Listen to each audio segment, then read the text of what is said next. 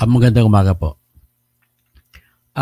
Hindi po obligasyon ng Senado na ituloy ang trial kasi may kapangyarihan din sila na hindi mag-trial. Kung may kapangyarihan ka mag-trial, you have also the power to not to try. Ganun lang po kasimple, Mr. Big Cat. So, morning. Anyway, aking vlog sa ngayon ay hinihimok ko yung mga tauhan ni sila grupo ni Bato, sila ni Aimee, na ituloy na lang ang trial para magkaalaman, mabisto kung sino mga congressman na tumanggap ng 150 million sa bawat perma. Mabisto yung papel ni Lisa sa pagbibigay ng envelope doon sa Department of Education. So, anyway, susundin na lang natin ang formula na sinasuggest ni outgoing Senator Francis Tolentino. After all, pwede rin sila magka-option na mag-trial mula sa umaga hanggang sa gabi, araw-araw. So sa formula na pinapakita ginawa ni sinasuggest ni Francis Tolentino ay matatapos yung trial sa 29 ng June. So 30, huling araw na nila. So may decision na sa 29 pa lang. So with that, bakit hindi na lang natin ito? Pagbigyan nyo naman, just in case, para para matapos na ito kasi nanggagalaiti itong mga kagaya ka Big Cat, mga grupo ni Big Cat, nanggagalaiti.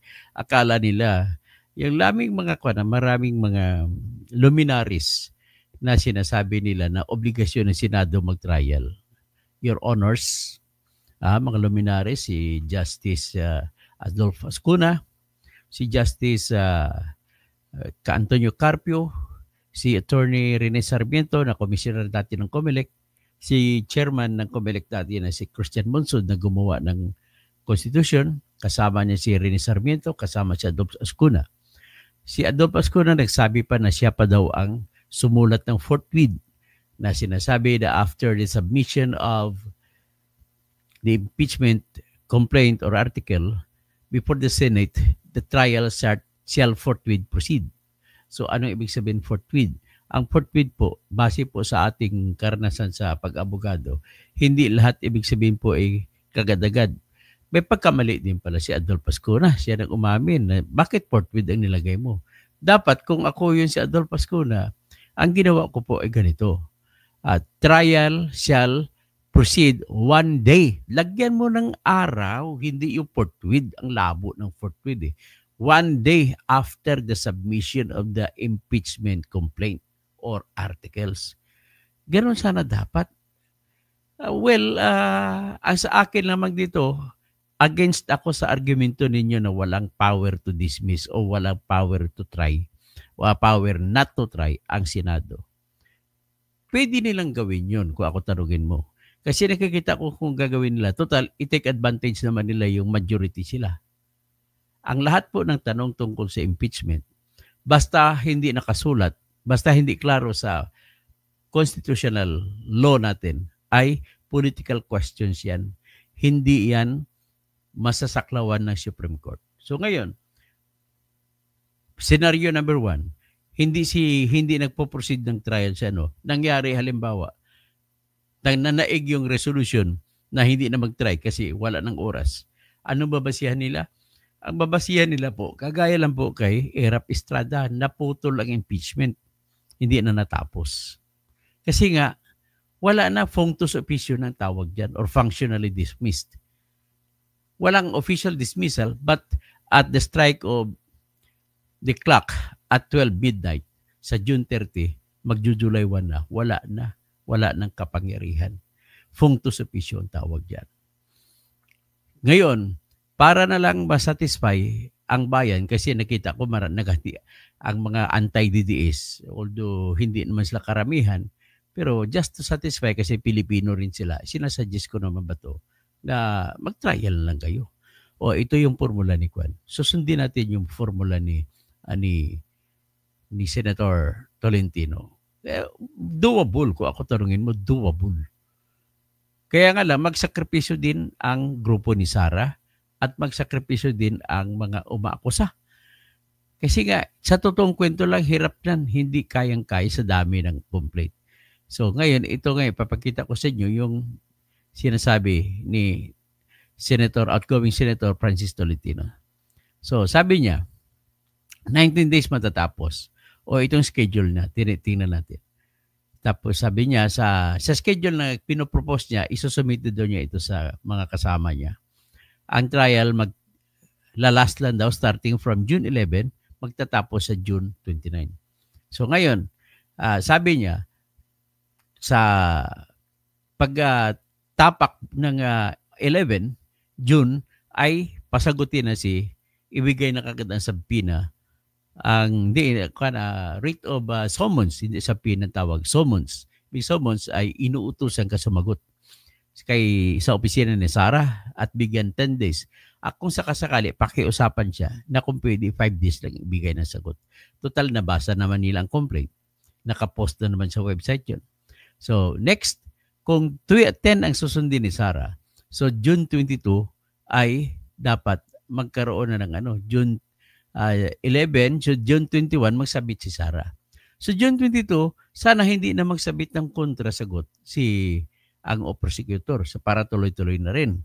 Pero ngayon, kung sumagot man yan, ay at the same time, i-require din sila mag-submit ng pre-trial brief sa June 23. Ang pre-trial brief po ay yan po papel na kung saan ilalatag ng bawat partido kung anong ebidensya nila, sino-sino mga testigo nila. Ganun po, bawat isa. So, ilalagay din nila kung anong issue gusto nila. At posible rin po na sabihin ng mga prosecution, sige, mamili na lang kami, isa na lang ang aming patunayan. Halimbawa, mamili sila, yung confidential fund na lang.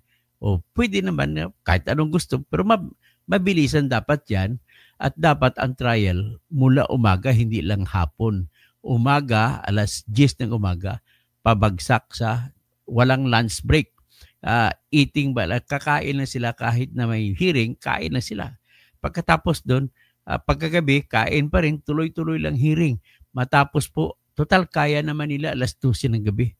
O matulog sila, tapos alas 10 na naman umaga ulit. So, I do believe. So, i-estimate natin. Dito sa unang kaso, ang artikulo noon ay patungkol po sa press conference ni Sara Duterte na kung saan ay siya ay nagsabi na kumontak na siya ng killer na ipapatayin si BBM, si Lisa at saka Romualdez Martin kung siya ay patayin. Kasi siya ang tinuturo niya, gusto siyang ipapatay ni BBM, ni Lisa at saka ni Martin Romualdez. So yan ang una. Sino mga testigo dyan? Number 1, kailangan lang nila ipresenta na kasi nandyan naman, napanood naman natin, ipresenta lang yung genuine copy ng press con na kung saan nagsasalita si Sara. Siguro 2 testigo pwede na yan. Or 1 testigo pwede na yan. Pagkatapos, sa sunod naman na problema, yung confidential fund, ipresenta nila lahat ng testigo na kung sino nagbigay, nagtestigo na naggaling, ipresenta nila ang COA na siyang tumanggap ng mga resibo ng mga Merigris Piatos. O, hindi naman kikwestiyonin ni Sara yan. So, tapos okay, ilan lahat yan? 1,000. Pwede naman sabihin ni Sara, sige, listan nyo lang lahat yan para wala na maraming tanong. O, hindi na tatanungin ni Sara kung totoo ba yun o hindi mga resibo para wala na maraming tanong. So, ang kasunod na testigo nila na ipipresenta sa confidential fund ay yung isang tao lang yung magsa-certify patungkol dun sa hearing na naganap sa Good Government Committee. So ipapakita nila na iyon ang sinabi doon, kagaya niyan nung mga bawat resibo. Ibig sabihin nagdoble na ebidensya. Pero hindi bale. Ang nakikita lamang natin doon ng mga ebidensya na makukuha natin sa mga transcript stenographic notes ng records ng hearing ay ganito na in-interview si Edward Paharda tsaka yung Acosta bang isa na disbursement officers, makukuha naman lahat ng statement sila doon. So hindi na po kailangan na iupo pa ulit si Edward Paharda tsaka yung babae si Acosta ba yun? Hindi ko makasure ang pangalan.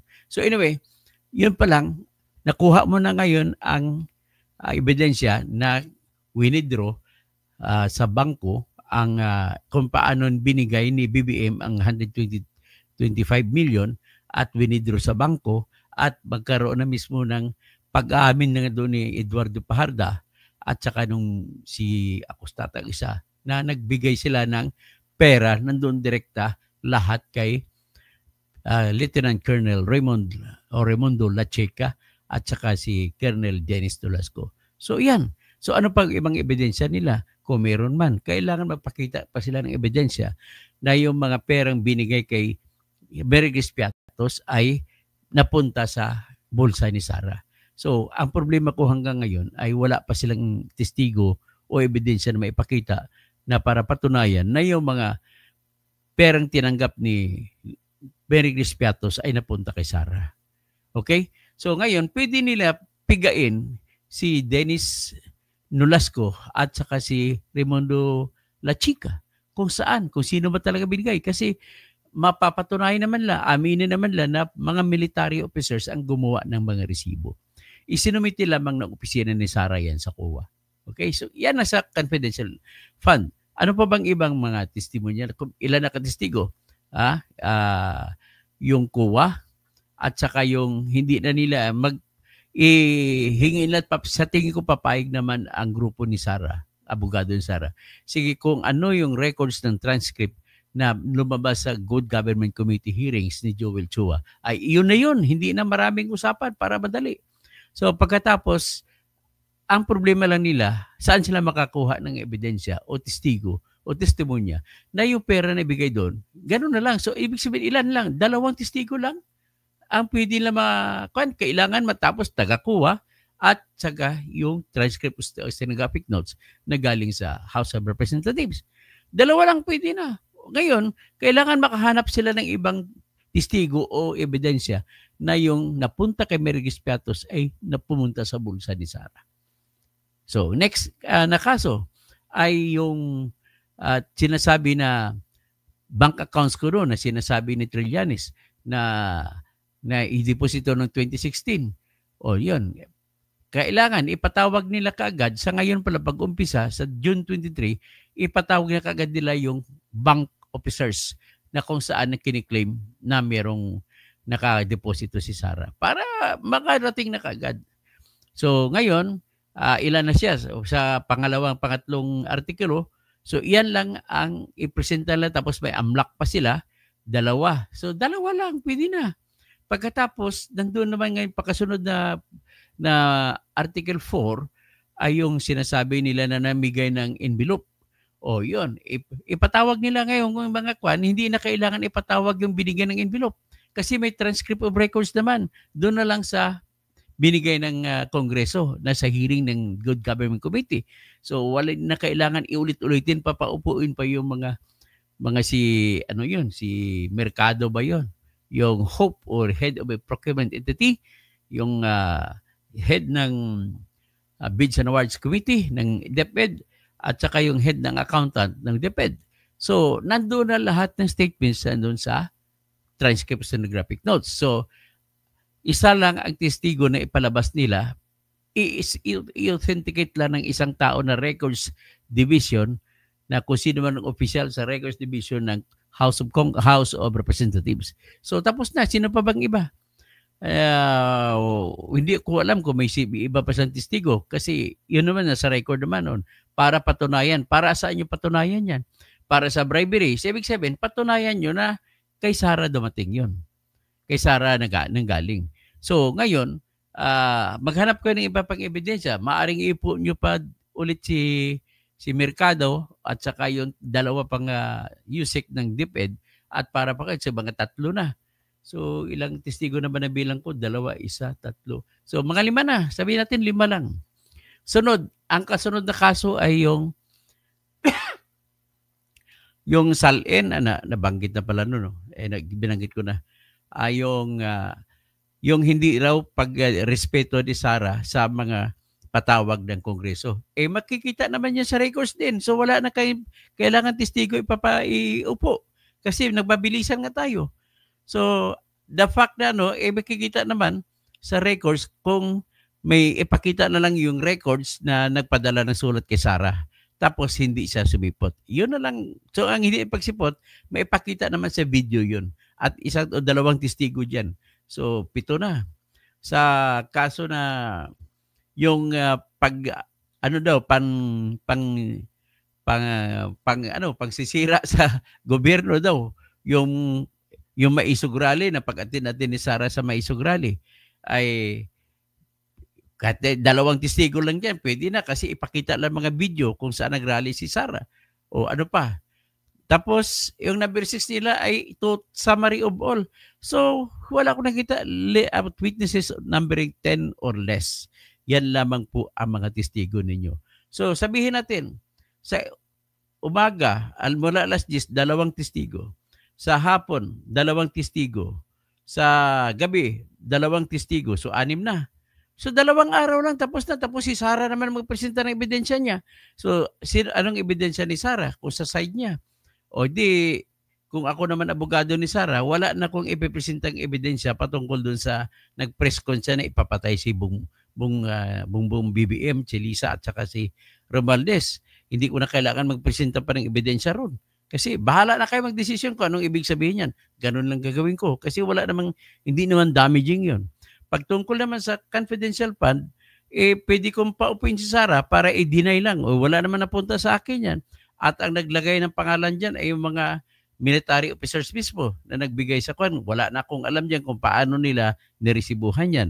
Basta on record na binigay ng special disbursement officers kay Dennis Nolasco at saka kay Raymundo La Chica yung mga pera. Ganun na kasimple depensa ni Sarah. So pagkatapos additionally ano pang gagawin ni Sarah? O ang pwede niya gawin sa pangatlong charge sa envelope ay ipakita niya ngayon yung testimonya niya na mayroon siyang video na pinakita na si Lisa Araneta Marcos mismo nagpabigay ng 3 envelope. At ipakita niya rin na yung sa eroplano sila, may video siya, itestiguhan niya na kinausap siya ni Romualdez Tambaluslos patungkol sa mga budget na binibigay lang sa kanya lahat ng campaign funds. Panahon ng kampanya, sa eroplano pa sila. Ano pa ibang testiguhan ni Sarah? Sa tingin ko wala nang iba yung sinasabi na hindi pag-attend, sasabihin niya lang, Vice President naman ako meron akong sariling mandato na hindi niyo ako pwedeng pilitin kung dadalo ako sa inyong patawag o hindi. Ngayon, kung hindi man ako sasagot, wala akong kasalanan dyan. Ganun lang sabihin niya. Ano pa bang ibang ipipresenta niyang ebidensya? Yung ebidensya naman sa panghuli, natapos yung Maisog Rally, wala, freedom of expression naman niya yun. So, ano pang iba? At saka yung panghuli, ipresenta niya ngayon, ipatawag ngayon ni Sarah ang kuha, ang accounting, para mailabas kung paano napunta yung 150 million sa bawat congressman. So may records naman yan. Napakadali. Ibig sabihin, kung si Sarah, it takes siguro 3 testigo kay Sarah na side. Si Sarah at saka tsaka yung 2 niyang testigo. So, in short, 10 witnesses maximum na. Tapos, pagkatapos si Sarah, pwedeng gumanti o rebuttal yung prosecution. Pero wala na ako nakikitang rebuttal dyan. Pabilisin na nila. So, 2 araw pa lang tapos ng testimo niya. O kahit may 3 araw pa. O, ngayon, yung AMLAC, paupuin nyo, pang 4 na araw. So, 4, 25, 26, 27. Tapos 28, mag-closing argument na. Sa pag-closing argument, by the way, yung opening statement pala, meron talaga sa jury trial yan. Sa 23, pwede na sila magsalita ng opening statement ng prosecutor bakit guilty si Sarah. At pasagutin naman ang abogado ni Sarah bakit hindi guilty si Sarah. Ganun po ang proseso. Ngayon, sa 28, pagkatapos na ng presentasyon ng ebidensya, ay madali lang i-rule kung yung mag-offer of exhibits, madali lang i-rule yan. I-oral na nilang offer of exhibits. Madaling i-rule kung tanggapin ba o hindi mga ebidensya. Okay? Kasi hearsay rule na naman gamitin dyan. So, pagka 28, mag-closing argument, Sasabihin ngayon ng mga prosecution, o kita nyo na, ladies and gentlemen, guilty si Sara. Ito pa mga ebidensya. Ganun lang po yun. Pagkatapos, sasagot naman ang abogado ni Sara. O kitang-kita nyo, wala talaga silang ebidensya. Panay kwento lang. Ito lang mga ebidensya lo. O hindi naman yan ibig sabihin na nagnakaw si Sara kung may regis piatos. Nakikita ko ikot-ikot ang argumento doon sa may regis piatos. So pagkatapos yan, kinabukasan, 29, magdidesisyon na magbuto-butuhan ng Senado. Di ba? O kayang-kaya. Senator Bato, pagbigyan mo na, pagbigyan nyo na si Tolentino at mag-hearing na kayo para tapos na ito. Sa 29, tapos 30, bago ng Senado, tapos na ang issue.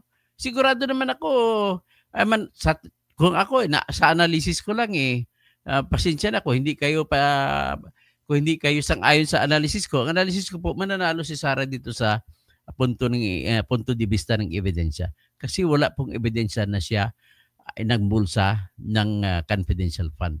At saka hanggang ngayon, nagsasalita, nag-uusap tayo, wala pang ipinresenta. Ang ebidensya lang na matibay, hindi naman matibay yun. Natural lamang po sa secret funds na hindi totoong pangalan ng taong nalagay. Kaya yan po ang aking proposal. Mr. Bato, De La Rosa, Bungo, Aimee Marcos, saka si Villar, kung sino pang iba, si Mark Villar ang tinutukoy ko, hindi si Cynthia, hindi si Camille, si Cynthia. Sigurado kasi ako na mga maka-Duterte yan. Tapos magbuto-butuhan, total, ang buto-butuhan naman niya ay political man, kahit man guilty sa ebidensya, kung gusto niyo iboto acquitted, wala magagawa. Political choice yun. Ang judgment po ng mga senador pagdating po sa impeachment trial ay political question. Hindi po maaring questionin ng Supreme Court kasi walang ebidensya tapos inakwit. Okay? Natanda nyo, inakwit ni Bongbong Marcos, ni Miriam Santiago, at saka ni Joker Arroyo, si Renato Corona noon. At guilty si Renato Corona sa mga boto ng iba. Pero nangyari, kawawa naman si Renato Corona, namatay na lang siya. Diniklara siya ng Sandigan Bayan na innocent. Acquitted siya sa akusasyon na siya ay nagkamal ng salapi. So, see? Ibig sabihin, there is that much difference between political answers and political questions and the pure evidentiary matters sa korte. So, hanggang dyan lang po at magandang umaga po sa lahat. So, A.B. Sanchez, supporter pala kayo ng mga Duterte sa akala makabayan. Ay, sa bayan tayo lahat. Bakit ang mga supporter ang sumuporta ba kay Duterte ay hindi makabayan? Lahat naman tayo makabayan, LB Sanchez. Be careful in saying so kasi bawal po. Sasabihin mo na kayo lang Pilipino. Hindi po ganun. Reggie Regal Felipe, good morning. Nagsasabi lang, kwento lang ko ng katotohanan kung ano mangyari. Okay? UAC Traveler 2013, basta ako, Inday BP Sara. Okay. Can't wait the bloodbath. Oy, tama, yan ang pinapangako ni Sara, bloodbath. Tingnan natin ang bloodbath na to. Roberto Muromizato, impeachment must go on, rain or shine. Aba, ang ganda ng salita mo, rain or shine. Tapos, Art Miniature, marhay na aga po, engineer. Marhay na aga sa mga Bicol noon. UAC Traveler, hello, attorney. Mayong buntag sab. Extra, what formula? Senate is doing the right things to do. Ito nga, binanggit ko na nga po kanina, ang formula na, ulitin ko lang June 11, ay magsumpa sila, gagawin nilang sarili nila na impeachment court. June 12, ipadala na kagad ang Hindi, June 11 din, ipadala ng summons kay Sara, pasagutin si Sara. So, June 21, sasagot si Sara. Tapos, June 22, sasagot din ang kalaban. So habang sumasagot pa yung prosecution sa sagot ni Sara, ay magkaroon na ng pre-trial na ilalatag kung anong ebidensya laban sa isa't isa at i-trim down ang issue. Tapos pag-usapan din, baka sakali tanggalin na lang ng prosecution yung ibang akusasyon para mabilis matapos. Halimbawa, baka piliin na lang nila yung confidential fund na lang at saka yung nakikita ko yung bank accounts na sinasabi ni Trillanes na 2016 pa. Hindi pa siya presidente. Ang depensa naman ni Sara dyan, hindi pa ko vice presidente dyan, hindi na kasama. Ayan, depensa na lang ni Sara yan.